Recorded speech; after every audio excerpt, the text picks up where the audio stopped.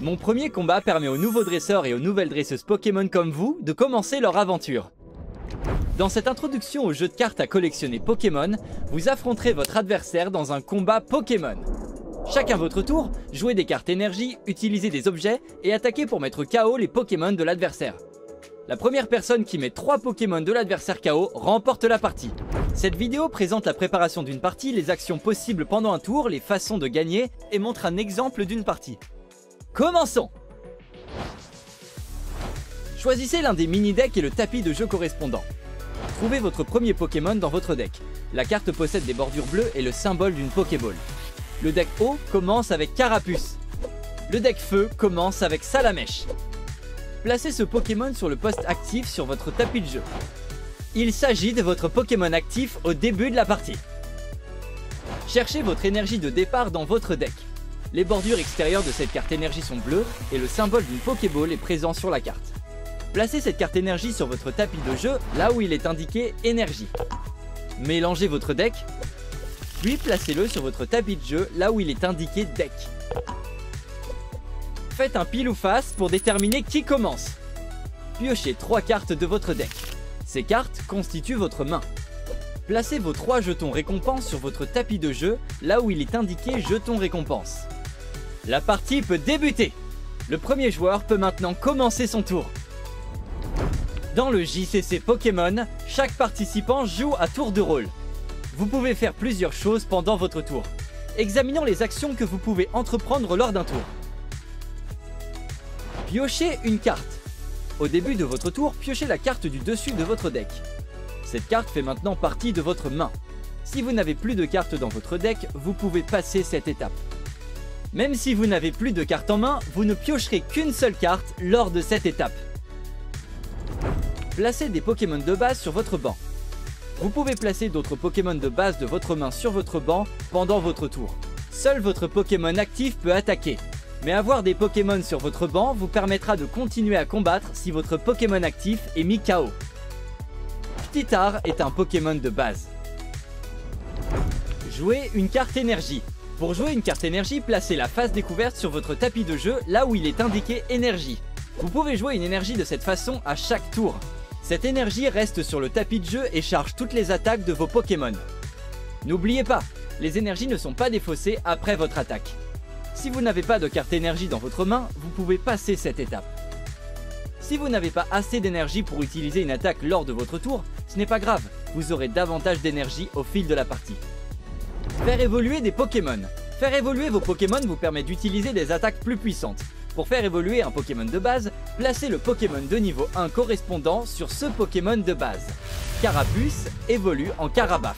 Souvenez-vous, le niveau d'un Pokémon est indiqué dans le coin supérieur gauche. Si des marqueurs de dégâts sont placés sur votre Pokémon de base, ils restent placés sur le nouveau Pokémon de niveau 1. Vous pouvez faire évoluer n'importe quel Pokémon en jeu, y compris l'un de vos Pokémon de banc. Jouez des cartes dresseurs. Les cartes dresseurs vous donnent un avantage en jeu. Pour jouer une carte dresseur, choisissez-en une dans votre main, lisez le texte de la carte à voix haute et suivez les instructions. Après avoir joué une carte dresseur, placez-la dans votre pile de défausse. Dans cet exemple, nous utiliserons une potion pour soigner 30 dégâts de Carabaf. Si vous n'avez pas de carte dresseur dans votre main, passez cette étape. Vous n'êtes pas obligé de jouer une carte dresseur. Attaquez avec votre Pokémon actif. Vous infligez des dégâts aux Pokémon de l'adversaire en attaquant. Choisissez une attaque. Dans cet exemple, nous utiliserons Pistolet à eau de Carabaf pour infliger 30 dégâts à Salamèche. Vérifiez que vous avez les énergies appropriées en consultant les cartes placées sur le tapis de jeu, là où il est indiqué énergie. Une énergie eau est nécessaire pour utiliser Pistolet à eau de Carabaf. Il y a 2 énergies eau là où il est indiqué énergie. Le nombre à droite de l'attaque indique la quantité de dégâts infligés. Suivez les instructions de l'attaque et placez les marqueurs de dégâts sur le Pokémon de votre adversaire. Après votre attaque, votre tour se termine. Le but du jeu est de mettre KO les Pokémon de l'adversaire. Un Pokémon est mis KO quand la somme de ses marqueurs de dégâts atteint ou dépasse ses PV. Lorsqu'un Pokémon est mis KO, il va dans la pile de défausse. Récupérez un jeton récompense de votre tapis de jeu lorsque vous mettez KO l'un des Pokémon de votre adversaire. C'est comme ça que les points sont comptés. Après avoir attaqué ou si vous ne pouvez pas attaquer, votre tour se termine. Lorsque votre adversaire met l'un de vos Pokémon KO, placez ce Pokémon dans la pile de défausse. Déplacez ensuite l'un de vos Pokémon de banc vers le poste actif pour qu'il devienne votre nouveau Pokémon actif. Comment gagner la partie? Lorsque vous récupérez votre dernier jeton récompense ou lorsque vous mettez KO le dernier Pokémon sur le tapis de jeu de votre adversaire, vous gagnez la partie. Découvrons comment se déroule une partie. Pour commencer son tour, le premier joueur pioche une carte. C'est une carte potion. Aucun dégât n'a été infligé, ce joueur garde donc cette carte dans sa main pour plus tard. Le premier joueur place Ptittar sur le banc. Ensuite, ce joueur place une carte énergie là où il est indiqué énergie. Ce joueur possède désormais 2 énergies pour utiliser les attaques de Carapuce, mais voyons ce qu'il est possible de faire d'autre. Le premier joueur a Carabaf dans sa main. Il peut donc faire évoluer Carapuce en Carabaf. Le premier joueur termine ensuite son tour en attaquant avec Carabaf. Carabaf peut utiliser Pistolet à eau car il y a au moins une énergie eau sur le tapis de jeu. Carabaf utilise Pistolet à eau contre Salamèche. On ajoute 30 dégâts sur Salamèche. Le deuxième joueur peut maintenant commencer son tour. Ce joueur pioche une carte au début de son tour. C'est une carte énergie. Le deuxième joueur place Caninos sur le banc. Le deuxième joueur a une carte énergie dans sa main et il la place là où il est indiqué énergie. Le deuxième joueur a également Arcanin dans sa main, l'évolution de Caninos. Le deuxième joueur évolue Caninos en Arcanin sur le banc. Le deuxième joueur termine son tour en attaquant avec Salamèche. Salamèche peut utiliser l'une de ces 2 attaques car il y a 2 énergies sur le tapis de jeu.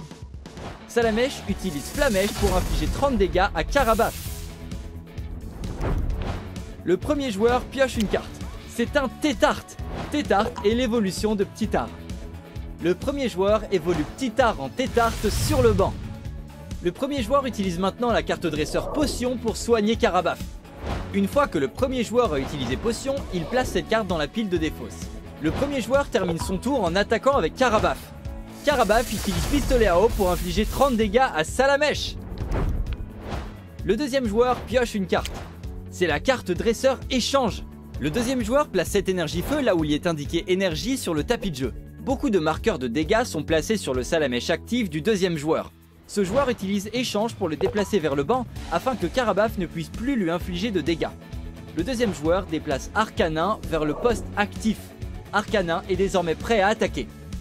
Le deuxième joueur défausse la carte Échange. Arcanin utilise Bout de Feu pour attaquer Carabaf. Le deuxième joueur lit la description de l'attaque à voix haute et fait un pile ou face pour attaquer. Arcanin inflige 120 dégâts à Carabaf. Waouh, il l'a mis KO. Le deuxième joueur récupère un jeton récompense de là où il est indiqué jeton récompense sur le tapis de jeu. Plus que 2 Pokémon à mettre KO avant que le deuxième joueur ne remporte la partie. Le premier joueur place Carabaf dans la pile de défausse et déplace immédiatement Tétart vers le poste actif avant que son tour ne commence. La partie continue jusqu'à ce que l'un des 2 joueurs récupère 3 jetons récompense en mettant KO les Pokémon de l'adversaire. Mon premier combat n'est que le début de votre aventure dans l'univers du JCC Pokémon. Si vous voulez approfondir vos connaissances du jeu, découvrez l'académie de combat du JCC Pokémon ou consultez le site web du JCC Pokémon.